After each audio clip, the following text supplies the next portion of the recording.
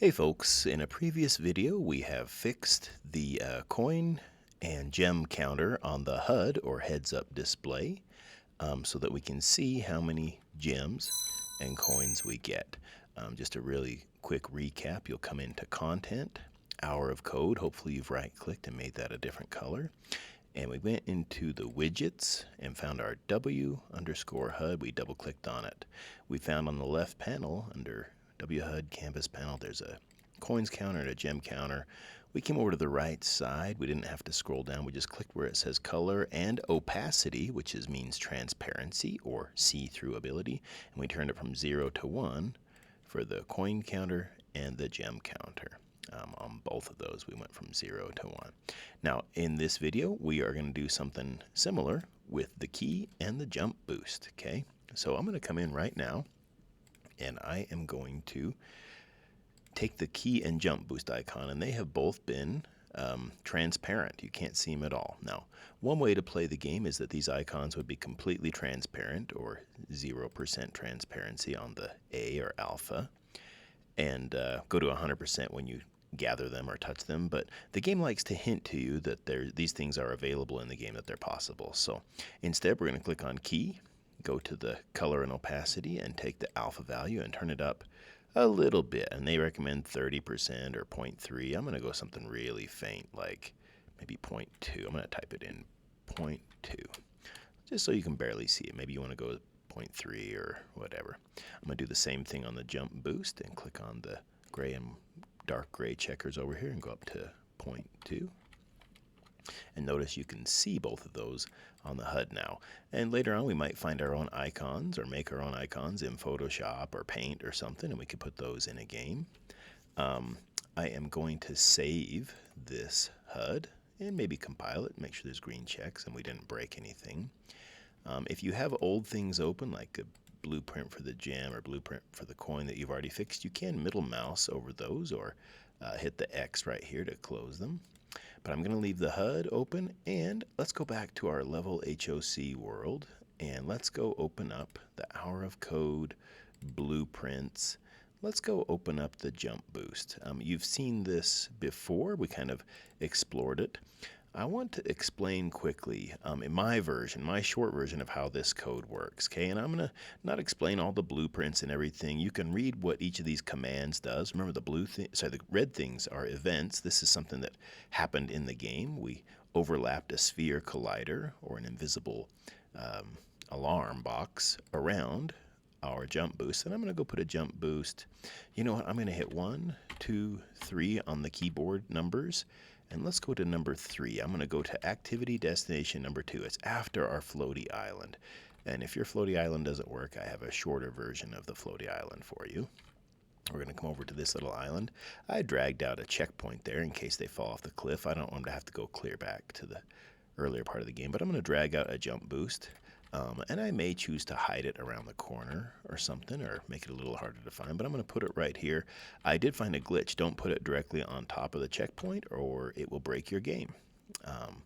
So move the jump boost somewhere else, and let's go. Instead of right-clicking and hitting play from here all the time, I'm going to go to the play menu, and if you're split screen, your play menu might be hidden under these double arrows. But I'm going to switch the play mode to spawn player at current camera location for a while. And don't forget to turn that back to default player start if you ever get frustrated. Also, make sure you're not in any of these other checkboxes, simulate or standalone game or anything. You almost always want selected viewport. So current camera location, and let's go hit play. Keyboard shortcut is Alt-P. And we're going to launch right here and go touch the jump boost. And it does give me an awesome jump boost. And I want that icon down here, the yellow jump boost icon, to turn brighter, to be less see-through.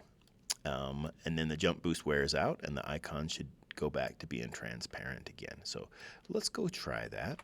I'm going to go double-click on the jump boost blueprint right here and open it up. Remember that there are 3 parts of editing a blueprint. There's the viewport, what the object looks like, where you can mess with its Actually, you can't see anything. Oh, what contains it. That's what we can do. And the construction script I've never really used. And then here's the event graph. So these 3 tabs are all parts of that JumpBoost blueprint. All right. Now the activity is to fix the broken thing. Let me explain what's going on real quick. I'm going to go to Scratch. If you've never seen Scratch before, it's 2D games in an easier programming environment. I want to show you my kitty code, and if you want to see any of this code, you can pause for a second, but I'm just going to go quickly through it. This moves the cat around at a certain speed variable, and the speed is usually 5. If I hit play and use the arrow keys, my cat moves like this. If I go touch this apple, it makes a sound, and the kitty can move faster, like 10 for 3 seconds, and then after that 10 seconds, the kitty goes back to going slow. So 1 alligator, 2 Mississippi, 3 Alabama, back to 5. And notice that the apple disappears for a little bit and then reappears. And let's go look at the apple's code real quick. When the game starts, forever check, and this is the event, always check if the apple is touching the kitty. If it is, hide the apple, set the kitty speed to 10, and this is a variable that everybody in the game can see. Play that chomp sound. Kitty's running around fast. Wait for 3 seconds, show the apple again, and set the kitty speed back to 5. If any of that makes sense, great. Maybe you've had Scratch before. If not, that's a simpler version of what's going on with the JumpBoost. Okay, and I want to go through this real quick.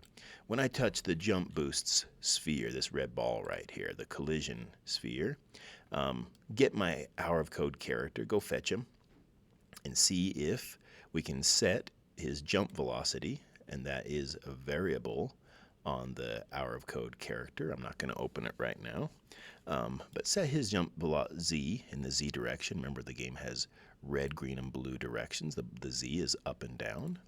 So I want to set his jump velocity to this jump velocity number right here. And if I come over here, the jump velocity is 1500. So the default jump velocity on the character is like 600. Sorry, we're going to go see this. Player variables. I don't even see a character movement. Oh, where the heck is that? So I'm going to pause. Oh, okay, I remember. This is built into the character. It's not a variable that we can see. I think it's hidden from us, but anyway. Yeah, sorry, I didn't mean to take you on the goose chase. Set him to 1500. You can jump twice as high or more than twice as high. Toggle visibility of the power up. This is the JumpBoost. And make it so the collision, we can't collide with it again. We don't want to get JumpBoost, JumpBoost, JumpBoost if we run back and forth through it. We want it to disappear, just like that apple disappeared for a while. So make it so we can't see it and don't collide with it, or those 2 blocks. Play a sound, that tinkling sound. It's called Sound Effects JumpBoost. And play the sound at this location, wherever my character is. And then this delay here is the wait for 3 seconds, and the cooldown time is a variable that we can change. This one waits for 4 seconds, and then it goes back and turns the collision back on. It makes it so we see the JumpBoost again, and then it sets the jump Z velocity back to 600. Okay, you might have heard all that before. That's just my quick version of it. I'm sorry if you've seen that twice, but I think I go a little faster than the other guy did. Our activity right here for activity 5 is to connect these blocks down here, and let's go see what they do. Get my game, the game, hour of code game, and change the HUD, get the HUD also, the JumpBoost part of it. Set the the color opacity. This is what we're going to fix, the delay, and then set the opacity back after the wait. So let's go connect this back up. It says right here, connect me to play sound at location. So right here, the play sound at location before the delay. Remember, this is kind of the cutoff point between getting the JumpBoost and then losing the JumpBoost and having it start over. So we're going to reroute this play sound at location. We're going to scroll out and kind of get a good distance here so we can see this. We're going to click and drag on that wide arrow that's play sound at location and drag it down to, I believe, this wide arrow, or the white circle, or you can just go straight down to this, but it won't bend so nicely. And now they connect, okay? And it's going to do all of these HUD things. It's going to set the color and opacity on the HUD, delay the cooldown time. Oh, you know what? All this code is the same, so we don't have to reconnect the end of this back up. let me just explain one thing in blueprints. If you ever make a blueprint line, the white connectors go the wrong way, you hold down Alt and you click on it and it will snip it for you. So hopefully you don't need that, but if you ever mess it up, just know that's what you need to do, is to hold down the Alt key right by the space bar. It says ALT, and you snip on that. It's the left Alt key, I believe. I don't know if they both work. You can also right click on the white arrow and say break link or break all pin links or something. But all right, so we've connected that. I'm going to make sure I save and compile. And I actually don't know what this does. Let's go to color and opacity. Okay, and it's going to make it 100%. If I put this at 0, it would make it disappear, but leave it alone, and it's going to be at 100% opacity for the whole time. Nope, there we go. After the new delay, which is still the same cooldown time, 4 seconds, we can set the cone opacity back to, he puts it at 0.3. I'm going to put it at 0.2 or whatever. Just leave it alone. You'll be fine. I'll hit cancel. All right, sorry. Save and compile. I didn't mean to talk so much. Let's hit play. I like to understand things. I don't like to just be told what to do. I like to be told why I'm doing it. So jump boost. Check it out. It turned dark yellow down at the bottom left. You can see that yellow. And then it goes and fades out again, and my jump boost is exhausted. There we go. So that's an improvement. We need to leave feedback for the player of what's going on in the game so they don't have to guess or anything like that. So I'm going to go touch the checkpoint, get the jump boost, go jump once, jump twice off a cliff. And let's see. Okay, I got no jump. Let's get the jump boost. Touch the, oh, I can't touch the checkpoint again. Okay, I'm wondering if you get the jump boost and touch the checkpoint immediately if you are respawned with the super jump. I don't know, but all right. We're gonna go to the next part of the level. I lied. We have to fix the key. I'm going to fix the key in the next video. So the jump boost fix, that was it. I'm not going to explain a bunch of the key stuff. We're just going to wrap this up. So this video is long enough. We'll see you in the, hopefully finishing this off in the next video. I'll be off at the castle, the very last castle right there. See you then.